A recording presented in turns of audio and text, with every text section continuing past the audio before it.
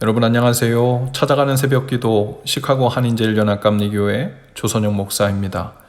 오늘도 변함없는 주님의 은혜와 평강이 저와 여러분의 삶의 종일 풍성하기를 기도합니다. 8월은 사도행전 말씀을 통독하고 묵상합니다. 오늘 말씀은 사도행전 1장 1절에서 8절까지 말씀입니다. 제가 읽어드리죠. 데오빌로여, 내가 먼저 쓴 글에는 무릇 예수께서 행하시며 가르치시기를 시작하신부터 그가 택하신 사도들에게 성령으로 명하시고 승천하신 날까지의 일을 기록하였노라. 그가 고난받으신 후에 또한 그들에게 확실한 많은 증거로 친히 살아계심을 나타내사 40일 동안 그들에게 보이시며 하나님 나라의 일을 말씀하시니라. 사도와 함께 모이사 그들에게 분부하여 이르시되 예루살렘을 떠나지 말고 내게서 들은 바 아버지께서 약속하신 것을 기다리라. 요한은 물로 세례를 베풀었으나 너희는 몇 날이 못되어 성령으로 세례를 받으리라 하셨느니라. 그들이 모였을 때 예수께 여쭈어 이르되 주께서 이스라엘 나라를 회복하심이 이때니까 하니 이르시되 때와 시기는 아버지께서 자기의 권한에 두셨으니 너희의 알 바 아니요 오직 성령이 너희에게 임하시면 너희가 권능을 받고 예루살렘과 온 유대와 사마리아와 땅끝까지 이르러 내 증인이 되리라 하시니라. 아멘. 말만 하고 그 말한 것을 실천하지 않는 사람을 허풍쟁이라고 말하죠. 또 위선자라고도 말할 것입니다. 완전히 속았다는 표현을 쓰지요. 그만큼 사실과 팩트도 중요하지만 그것보다 더 중요한 것은 그것을 기반으로 우리의 삶이 얼마나 적용되고 변화되고 새로워지면서 새 삶을 경험하는가에 대한 것이죠. 구약 성경과 신약 성경에도 그와 같은 이치에 비할 수 있는 성경들이 있습니다. 이를테면 구약 성경에서 모세오경은 토라라고 불리는 율법서입니다. 하나님께서 모세를 통해 주신 선한 율법들이고 계명들입니다. 법인이 얼마나 정확하고 확실하겠습니까? 그래서 모세오경에 일러주신 대로만 살면 하나님께서 이루시려는 가나안 땅에서의 하나님 나라의 백성 모습이 금방 이루어질 것 같죠. 모세오경을 통해 어떻게 살아야 하는지에 대한 모든 정보와 가이드라인을 다 얻을 수 있습니다. 하지만 그것만으로는 아무 일도 일어나지 않습니다. 실제로 그 말씀대로 순종하여 살아내는 일이 남았고 오히려 그 일이 더 중요하고 어렵다고 할 수 있죠. 모세오경은 아무리 달달 외운다고 해도 그 말씀대로 순종하여 살아갈 마음이 없으면 똑똑하게 망하고 다 알다가 죽을 뿐이죠. 모세오경 후에 나오는 말씀이 바로 여호수아서인데요. 이제 가나안 땅에 들어가서 모세를 통해 주신 그 모든 율법대로 어떻게 구체적으로 살아내며 하나님의 뜻을 이루며 살 것인가를 기록한 성경이 바로 여호수아입니다. 그래서 여호수아는 아주 치열합니다. 여호수아서는 그래서 아주 중요한 실전을 다룬 성경이라고 할 수 있죠. 그런가 하면 신약 성경도 마찬가지입니다. 신약 성경은 마태, 마가, 누가, 요한복음이라는 사복음서로 시작하죠. 예수님의 행적에 대한 역사적 기록이기 때문에 정말 중요한 토대가 되는 성경입니다. 하지만 이번에도 그 사복음서보다도 더 중요하다고 감히 말씀드릴 수 있는 성경이 있는데요. 바로 성령행전이라고도 불리는 사도행전입니다. 왜냐하면 이 사도행전은 그 복음과 하나님 나라를 실제로 어떻게 경험하며 이루며 살 것인가에 대한 실전을 다룬 성경이기 때문이죠. 그리고 그 안에서 역사하시는 가장 중요한 인물은 베드로나 야고보나 바울 같은 사도들이 물론 등장하지만 그들이 아닌 바로 성령님이십니다.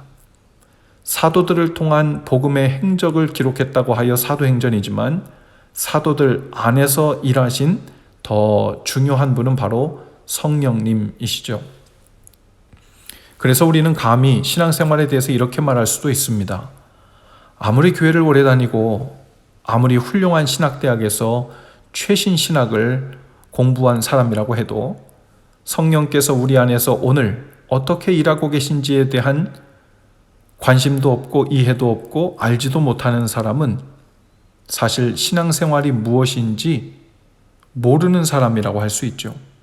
성령께서 어떻게 일하시는지를 모르니 그분의 행적과 일하심에 대한 기대가 없고 그저 또다시 성경에 기록된 역사와 사실과 율법과 기록에 대해서만, 즉 멈춰진 사실을 객관적으로만 다루는 일을 신앙생활로 오해하는 겁니다.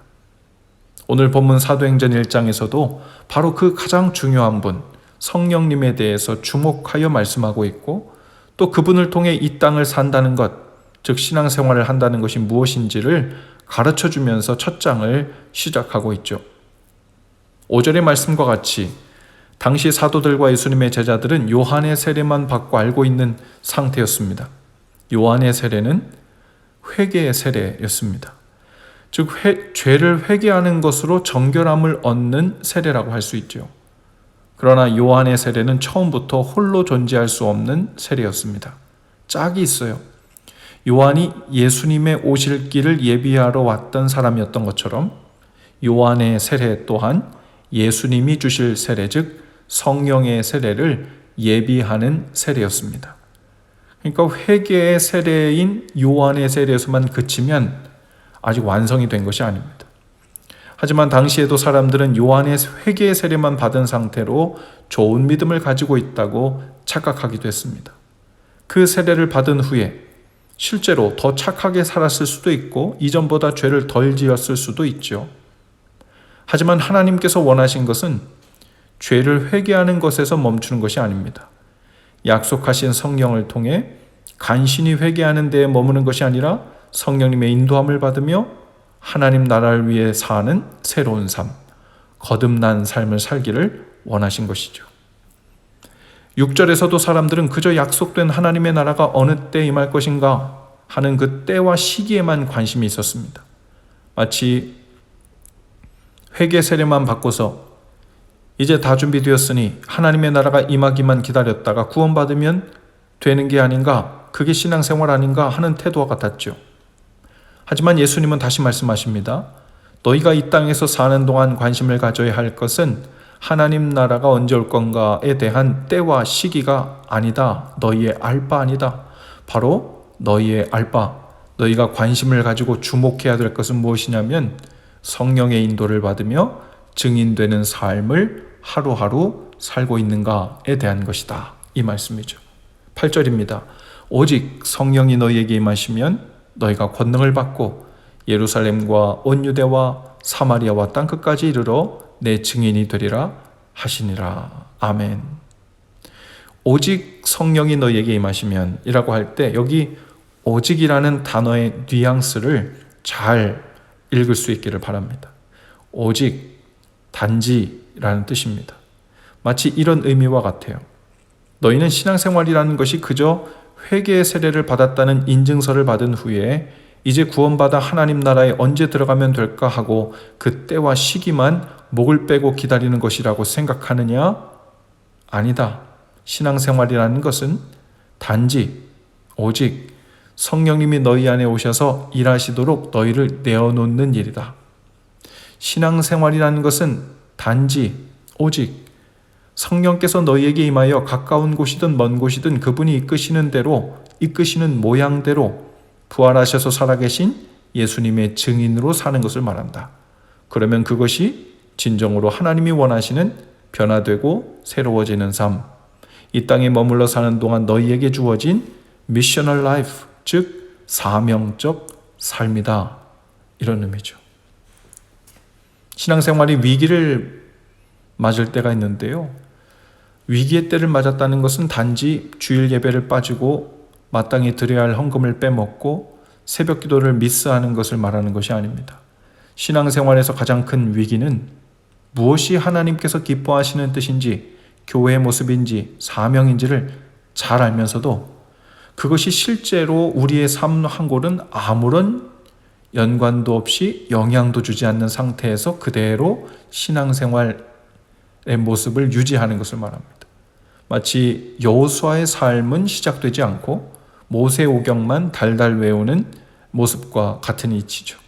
마치 이 땅에 계실 때 예수님의 행적에 대해서는 잘 알지만 약속하신 성령을 통해 그 복음이 구체화되지 못하고 화석처럼 굳어져 있는 것과 같습니다. 성령의 일은 나이가 많고 적음에 달린 것과 하등 상관이 없습니다. 성령 안에서 사는 것은 힘이 얼마나 센 젊은이인가 아닌가 하는 것하고도 하등 상관이 없습니다.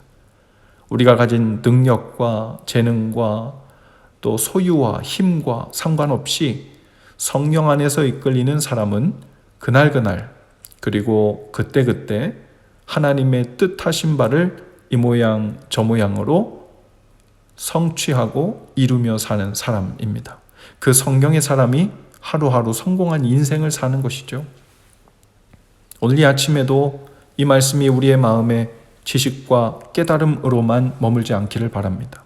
성령께서 이 말씀을 통해 우리 안에서 어떤 일을 행하기 원하시는지, 아니 무슨 일을 시작하시고 계시는지를 보고 아는 은혜가 있기를 바랍니다. 오직 성령이 이 시간 저와 여러분에게 임하시면 우리가 권능을 받을 것입니다. 다른 권능이 아니라 담대히 하나님의 일을 선포하는 권능, 하나님의 일을 담대히 믿는 권능, 하나님의 말씀에 순종하는 권능이자 능력입니다.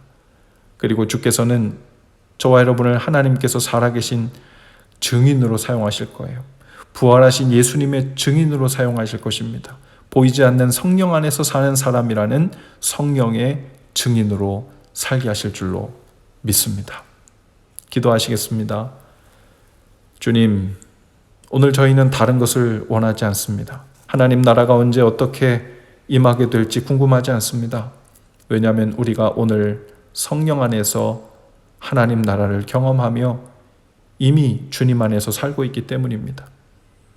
오직 오늘 우리가 성령 충만하여 주께서 성령을 통해 우리를 이끄시는 대로 부활하셔서 지금도 살아계신 주님의 증인으로 살고 있는가, 그 사명을 완수하며 하루를 살고 있는가에 대한 것입니다.